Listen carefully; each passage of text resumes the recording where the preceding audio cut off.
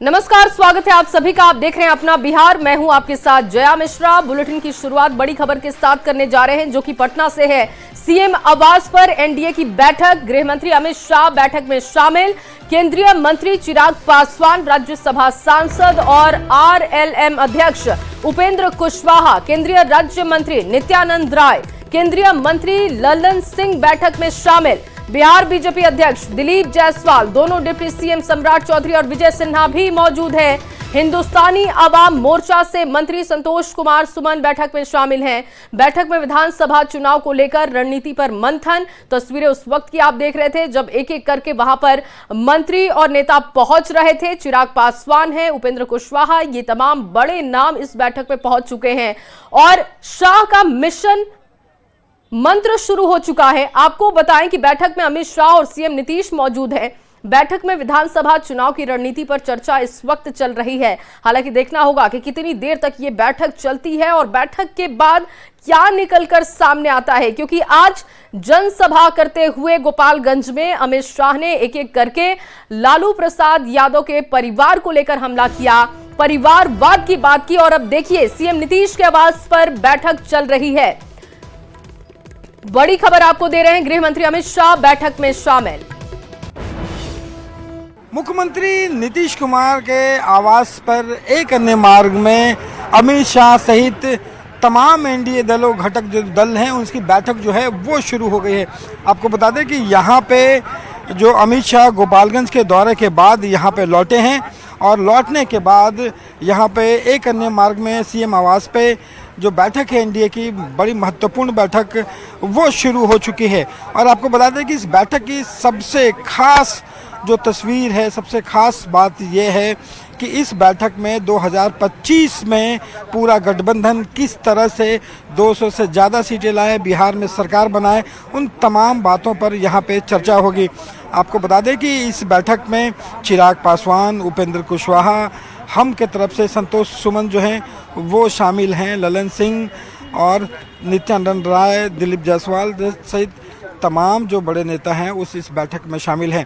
लेकिन इस बैठक में रणनीति इस बात की बन रही है कि 2025 में जो तमाम एनडीए घटक दल के जो नेता हैं वो किस तरह मिलजुल कर एकजुटता के साथ यहाँ पे चुनाव का प्रचार करें, जो चुनाव है आपस में मिलकर किस कदर मजबूती से लड़ें कि ये जो चुनाव है उसे जीता जा सके।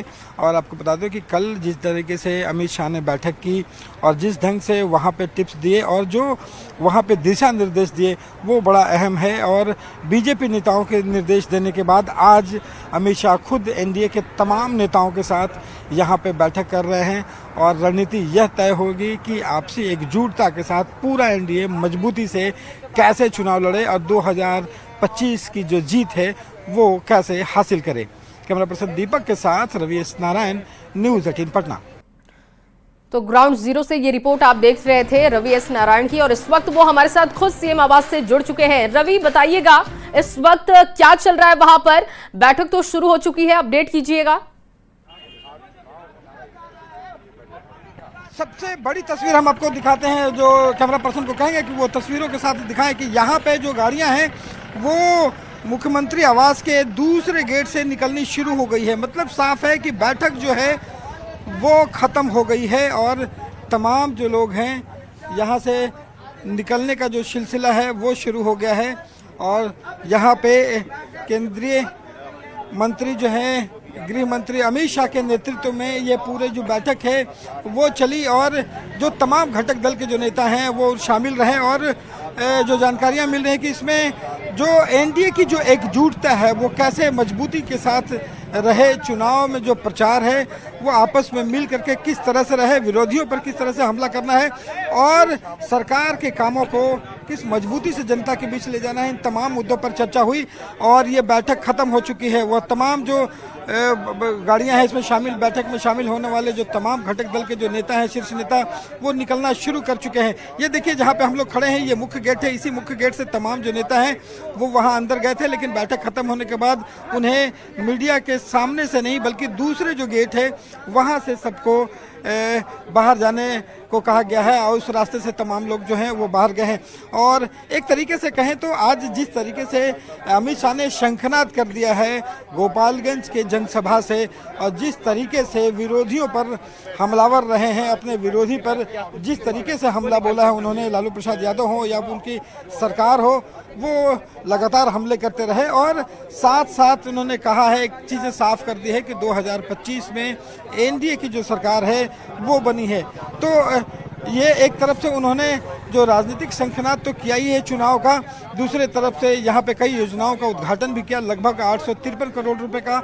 और एनडीए की जो महत्वपूर्ण बैठक है तमाम दलों के साथ मिल करके वो अमित शाह ने किया है और उन्होंने आपसी एकजुटता के साथ चुनाव प्रचार में जाने को कहा है। और ये बैठक जो है अभी फिलहाल खत्म होती हुई दिखाई पड़ रही है। जी बिल्कुल। और रवि, कितनी देर पहले ये बैठक शुरू हुई और कौन कौन पहुंचा था, कौन से वो बड़े चेहरे थे जो इस बैठक में पहुंचे हुए थे, वो भी ब्रीफ कीजिएगा। साथ ही साथ ये भी बताइएगा कि क्या लग रहा है, कौन से वो मुद्दे रहे होंगे जिस पर आज बात हुई होगी बैठक में।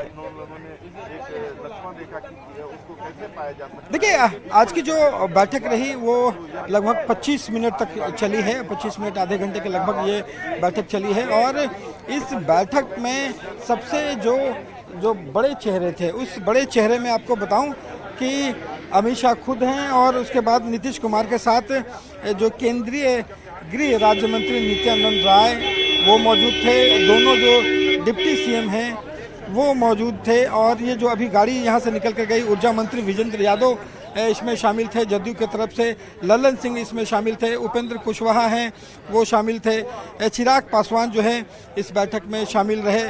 और हम के तरफ से जीतन राम मांझी की जगह पे जो संतोष सुमन है, उनके बेटे जो राष्ट्रीय अध्यक्ष है पार्टी के, वो इस बैठक में शामिल रहे हैं। और जो बैठक के जो मूल एजेंडा है उसकी जो जानकारी मिल रही है कि उस पर यही साफ तौर पर कहा गया है कि जिस तरीके से चुनाव प्रचार में जाना है और अगले 6 महीने का जो एक टारगेट सेट किया गया है कि अगले 6 महीनों में किस तरीके से तमाम घटक जो दल हैं वो एकजुटता के साथ जो है वो चुनाव प्रचार करें। कहीं पे भी अगर सभाएं करनी हो, कहीं पे भी अगर बड़ी सभा लगानी हो, तो एनडीए के तमाम हर नेता, बड़ा जो नेता है वो उसमें मौजूद रहे और यहाँ पे मौजूद रह करके वो एक अच्छा संदेश दे कि किस तरीके से जो एनडीए की जो मजबूती है वो एक साथ है, जो प्रचार है वो एक साथ करें और जो केंद्र सरकार और बिहार सरकार के जो काम हैं उन कामों को सक्रियता के साथ लोगों तक पहुंचाएं। तो ये एक जो खास बातें हैं वो इस बैठक में रही है और 2025 में किस तरह से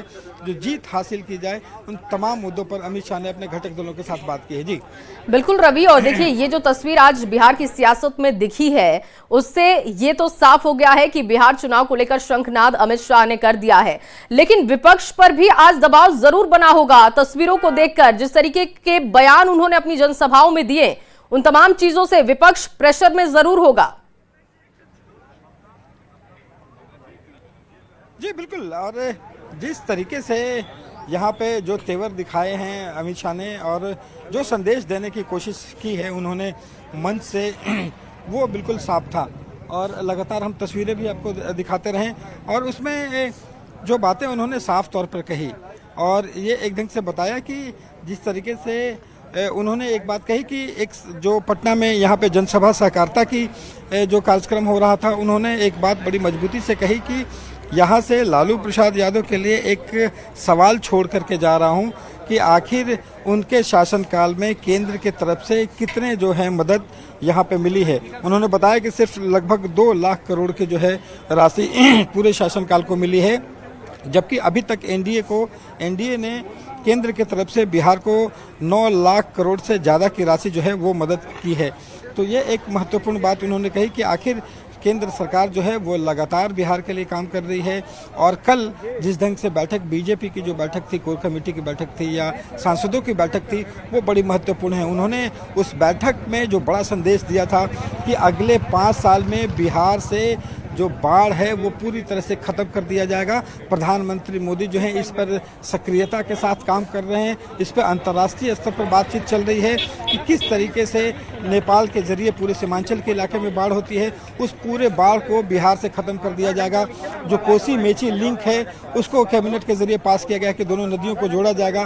तो ये तमाम जो बातें हैं वो चुनाव में और लोगों के बीच ले जाने की जरूरत है। और लगातार ये भी कोशिश की गई है कि जो विरोधी हैं, जो विपक्ष है, उनके शासनकाल में क्या नहीं रहा उसको कैसे कटघरे में खड़ा किया जाए, इसे भी साधने की कोशिश की है उन्होंने। जी बिल्कुल। और रवि, इस बैठक के जरिए जैसा कि आपने भी बताया कि तमाम बड़े चेहरे वहां पर पहुंचे थे अलग अलग घटक दलों से, तो एकजुटता का संदेश भी जा रहा है। क्योंकि 2-3 बार हमने ये चीजें देख ली कि बिहार में कहीं ना कहीं बिखराव हो जाता था, लेकिन आज जिस तरीके की तस्वीर दिखी, साफ है कि एकजुटता के साथ एनडीए चुनाव में जाने वाला है।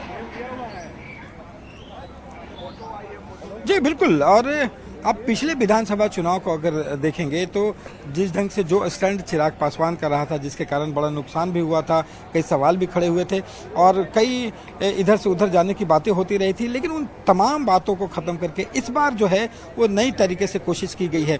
आपने देखा होगा कि अभी पिछले 2-3 महीने जो कहीं भी सभाएं, जनसभाएं की हैं, वहाँ पे पहली बार बिहार में एक प्रयोग हुआ है एनडीए की तरफ से, जो देश में एनडीए ने कभी प्रयोग नहीं किया, कि जो तमाम घटक दल हैं वो हर एक जिले में जाकर के प्रेस कॉन्फ्रेंस कर रहे हैं, जो सम्मेलन कर रहे हैं मंचों पे, वहाँ पे एनडीए के तमाम जो बड़े नेता हैं, प्रदेश अध्यक्ष हैं, वो उस मंच पे शामिल रहे हैं। तो ये सीधा निर्देश जो है वो केंद्र की तरफ से भी दिया गया है और बिहार में ये भी कहा गया है कि जितने भी घटक दल हैं वो कहीं पे भी अगर मंच पे रहें, कोई बड़ी जनसभा हो रही है या सम्मेलन हो रहा है, तो तमाम लोग एक साथ जुटे, क्योंकि जो कार्यकर्ता है या फिर कार्यकर्ताओं के बीच में कोई मतभेद ना रहे, कोई संदेश ना रहे, कोई किसी भी ढंग का संदेश जो है वो पैदा ना हो, और जो वोटर है उनके वोटर पर एक सकारात्मक ऊर्जा जाए और उनको बात साफ हो कि पूरी जो एनडीए है वो एकजुट है।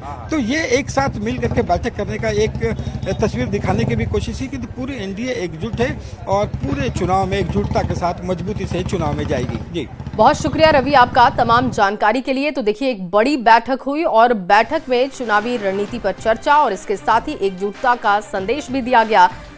और तस्वीरें देखिए सामने आ चुकी है, उस वक्त की तस्वीर है जब बैठक शुरू होने वाली थी।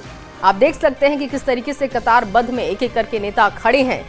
नीतीश कुमार एक तरफ खड़े हुए हैं अमित शाह के बगल में, तो दूसरी तरफ चिराग पासवान, जिन दोनों ही नेताओं को लेकर बीच बीच में खबरें आती रहती हैं कि मनमुटाव की स्थिति है, लेकिन इस पिक्चर से कहीं ना कहीं कोशिश हो रही है एकजुटता के संदेश को जन जन तक पहुंचाने की। और गोपालगंज में अमित शाह की हुंकार, बड़ी खबर आपको दे दे, नीतीश मोदी के नेतृत्व में सरकार बनेगी, इसका दावा किया। अमित शाह ने भी दे दिए संकेत, नीतीश बिहार के सीएम होंगे। देखिए, जो लगातार कयास लगाए जा रहे थे कि नीतीश कुमार नहीं कोई और भी हो सकता है क्या, इस पर साफ स्टैंड है एनडीए का कि नीतीश कुमार ही सीएम होंगे, बिहार में चलेगी मोदी नीतीश की जोड़ी, ये साफ किया है अमित शाह ने। अपील करना चाहता हूं कि 2025 के चुनाव में मोदी जी और नीतीश जी के नेतृत्व में बिहार में फिर से एक बार एनडीए का सरकार बनाइए और भारत सरकार को मौका दीजिए बिहार का विकास करने का। हम वादा करते हैं कि जदयू और भाजपा मिलकर, हमारे साथी दल मिलकर हम बिहार को तेज गति से विकास के रास्ते पर आगे ले जाएंगे। और मुझे भरोसा है कि बिहार की जनता पूरे देश को राजनीतिक रास्ता दिखाती है, यहीं से बिहार का रास्ता प्रशस्त होगा। आने वाले साल के अंदर ही 2025 में ही बिहार में चुनाव होने जा रहा है। बिहार को एक बार तय करना है, बिहार को एक बार तय करना है कि हमें लालू रबड़ी के जंगल राज की ओर जाना है या मोदी जी और नीतीश कुमार के विकास के रास्ते पर जाना है। भाइयों बहनों, जब से भारतीय जनता पार्टी और एनडीए की सरकार बिहार के अंदर हुई, यहां विकास की शुरुआत हुई है। और भाइयों बहनों, जब भी मोदी जी भारतीय जनता पार्टी के लिए वोट मांगने आए, बिहार की जनता ने मोदी जी की झोली कमल के फूल से भरने का काम किया है, कमल के फूल से भरने का काम।